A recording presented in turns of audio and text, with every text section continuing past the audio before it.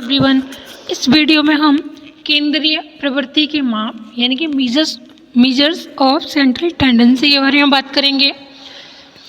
इस वीडियो में हम जानेंगे कि सेंट्रल टेंडेंसी होती क्या है, उनके महत्व क्या हैं, उनकी सीमाएं क्या हैं तथा उनकी डेफिनेशंस और उनके मीनिंग की बात करेंगे। तो शुरू करते हैं आज का वीडियो। सबसे पहले देखते हैं अंक सामग्री को आवृत्ति वितरण के रूप में व्यवस्थित करने के पश्चात विभिन्न समूहों अथवा योग्यताओं की तुलना करने के लिए एक ऐसे मूल्य की आवश्यकता पड़ती है जो कि समस्त समूह का प्रतिनिधित्व कर सके। यानी कि कोई हमें वैल्यू दी हुई है किसी चीज़ की, उसको हमें क्या करना है, उसकी हमें फ्रीक्वेंसी डिस्ट्रीब्यूशन के रूप में हमें अरेंज करने के लिए कुछ चीज़ों की ज़रूरत होती है, कुछ ग्रुप्स की ज़रूरत होती है, तो उनकी योग्यताओं की तुलना करने के लिए हमें ऐसी वैल्यूज़ की ज़रूरत पड़ती है जो पूरे ग्रुप को रिप्रेजेंट कर सकें। एक अकेला ऐसा वैल्यू या एक अकेला अंकित मूल्य जो किसी समूह की सेंट्रल टेंडेंसी को रिप्रेजेंट करता हो, यानी कि अकेले पूरे ग्रुप का कोई एक ऐसी न्यूमेरिकल वैल्यू जो किसी ग्रुप की सेंट्रल टेंडेंसी को रिप्रेजेंट करे, उस ग्रुप को सबसे अच्छे तरीके से रिप्रेजेंट कर सकती है वह विधि जिसके द्वारा हम न्यूमेरिकल अंकिंग श्रृंखला के सेंट्रल टेंडेंसी का द्योतक एक अकेला अंक ज्ञात किया जाता है। इसे हम केंद्रीय प्रवृत्ति कहते हैं या सेंट्रल टेंडेंसी कहते हैं। केंद्रीय प्रवृत्ति को मापने के लिए हम क्या होता है कि लोग क्या करते हैं कि केंद्रीय प्रवृत्ति के माप को एवरेज कहते हैं। औसत से सामान्य लोग अरिथमेटिक मीन का अर्थ लगाते हैं, यानी कि नॉर्मली लोग क्या करते हैं कि औसत से अरिथमेटिक का मीन लगाते हैं, लेकिन रियल में जो सांख्यिकी या स्टैटिक्स है वो एवरेज का अर्थ केंद्रीय प्रवृत्ति के माप से है, यानी कि मीजर ऑफ सेंट्रल टेंडेंसी से है। इस संबंध में सिम्पसन एंड काफ्का ने लिखा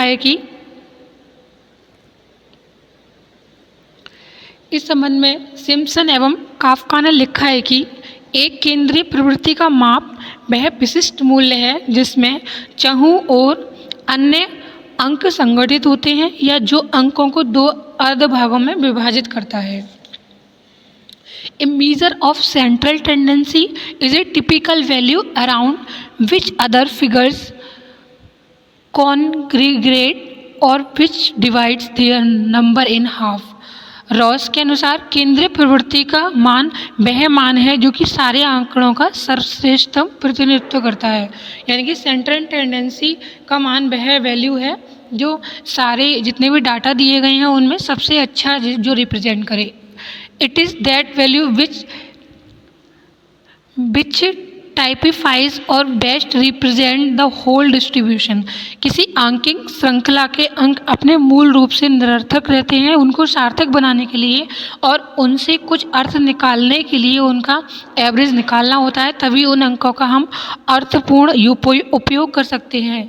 एक 60 IQ वाले व्यक्ति के संबंध में हम कह सकते हैं कि वह क्षीण बुद्धि वाला व्यक्ति है, लेकिन ऐसा कथन हम इस आधार पर करते हैं कि सामान्य बुद्धि वाले व्यक्ति की औसत जो बुद्धि लब्धि या IQ होती है वो 100 होती है। इस प्रकार के तुलनात्मक कथन औसत या केंद्रीय प्रवृत्ति के माप द्वारा ही संभव होते हैं।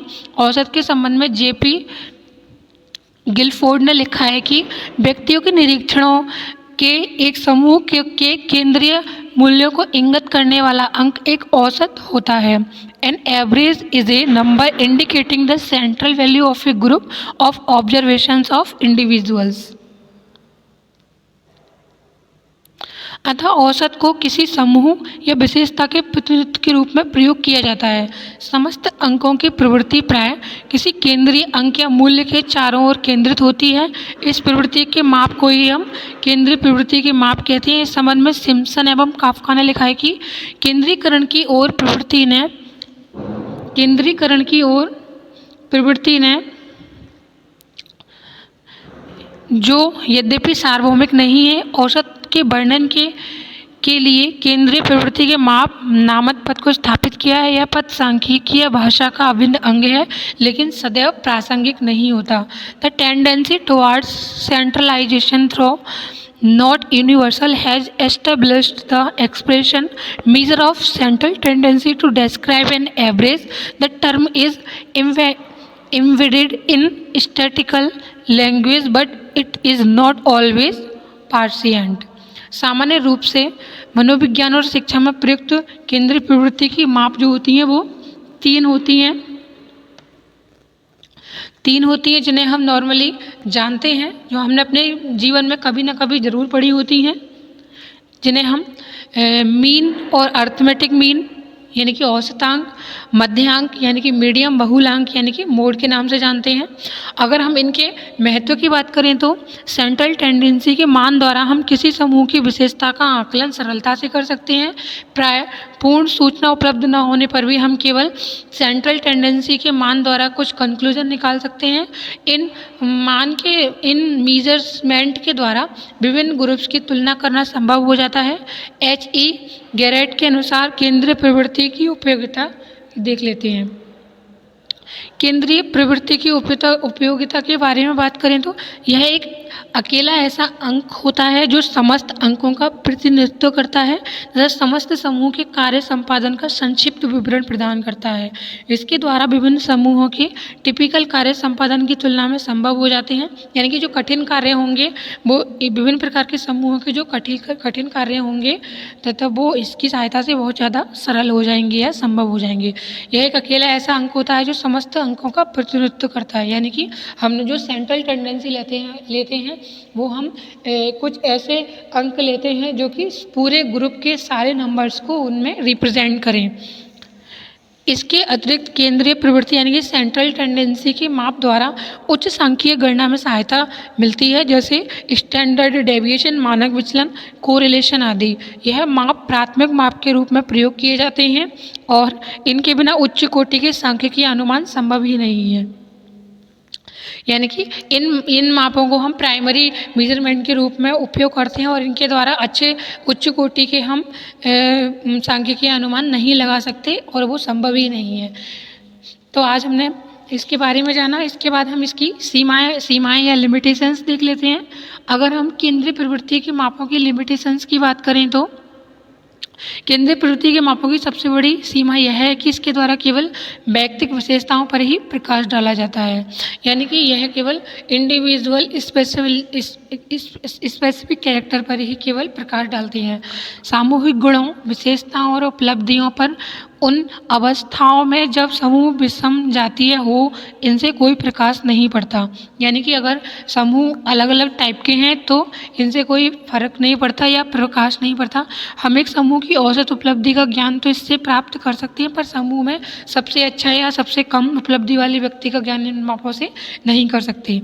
इनका उपयोग यदि सूझबूझ यानी सही प्रकार से ना किया जाए तो इनके द्वारा हानिकारक परिणाम भी हो सकते हैं, क्योंकि भिन्न भिन्न सांख्यिकीय विश्लेषणों में भिन्न भिन्न केंद्रीय प्रवृत्ति के मापों से अलग मूल्य प्राप्त हो सकते हैं।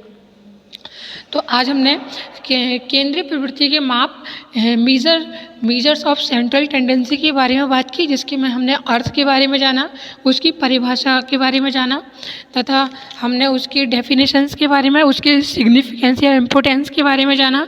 इसके अलावा हमने लिमिटेशंस के बारे में जाना और आज अब हम नेक्स्ट वीडियो में हम औसतांक पढ़ेंगे। औसतांक में हम औसतांक यानी कि मीन हम कैसे कैलकुलेट करते हैं, इसको हम एग्जाम्पल की हेल्प से देखेंगे।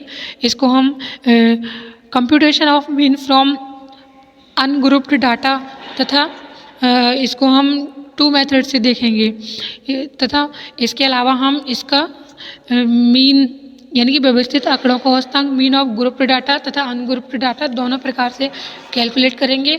इसके अलावा हम इस चैप्टर के अंतर्गत बहुत सारी चीज़ों को पढ़ेंगे, जिसमें हम मोड के बारे में जानेंगे तथा मीडियन के बारे में जानेंगे। मीडियन किस प्रकार से हम निकालते हैं, calculating median from grouped data तथा अनग्रुप्ड डाटा दोनों प्रकार से निकालना सीखेंगे।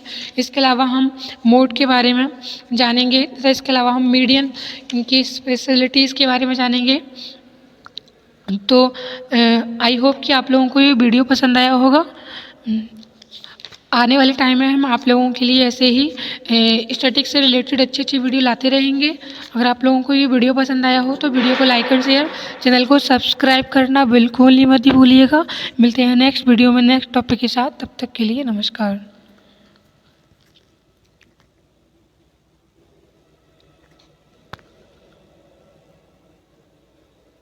तो में हम औसतांक या मीन के बारे में जान लेते हैं। औसतांक या मीन, जिसके बारे में हम देख लेते हैं। सेंट्रल टेंडेंसी की मापों में जो सबसे अधिक विश्वसनीय और स्थिर माप होती है वो मीन होती है, और किसी अंक सामग्री के समस्त अंकों के योग को उस अंक से भाग देने पर जो भागफल प्राप्त होता है उसे हम औसतांक कहते हैं। सिम्पसन एवं काफ्का के शब्दों में देखा जाए तो सिम्पसन और काफ्का ने कहा है कि the arithmetic mean is the quotient that result when the sum of the item in the series is divided by the numbers of item. यानी कि हमें कोई टेबल दी गई है जिसमें हमें कुछ नंबर्स दिए गए हैं, उन नंबर्स को हम पहले जोड़ेंगे, उनका योग करेंगे तथा वो नंबर कितने हैं। अगर वो 8 नंबर है तो हम उनको 8 से डिवाइड कर देंगे, अगर वो नंबर 9 है तो उन्हें हम 9 से डिवाइड कर देंगे। तथा एसटी मैनुअल के शब्दों में देखा जाए तो औसत को मूल्यों की श्रृंखला के उस बिंदु के रूप में परिभाषित किया जा सकता है जिससे लिए गए ऋणात्मक और धनात्मक विचलनों का योग शून्य हो। और इसके कैलकुलेशन के लिए हम एक फॉर्मूले का इस्तेमाल करते हैं। ये फार्मूला होता है, ये जो मीन होता है उसे हम 2 प्रकार से कैलकुलेट करते हैं। 2 प्रकार के डाटा के लिए, एक होता है हमारा अनग्रुप्ड डाटा तथा दूसरा होता है हमारा ग्रुप्ड डाटा।